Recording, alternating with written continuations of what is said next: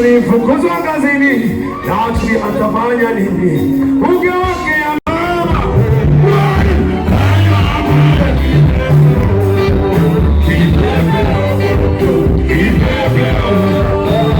tulipokuja hapa tuliwakuta, tulipopigwa walaanza kuchuka, miaka mingi tulikuwa tunaota, siku tujuliparega nyota, halikundani kama tutawakuta.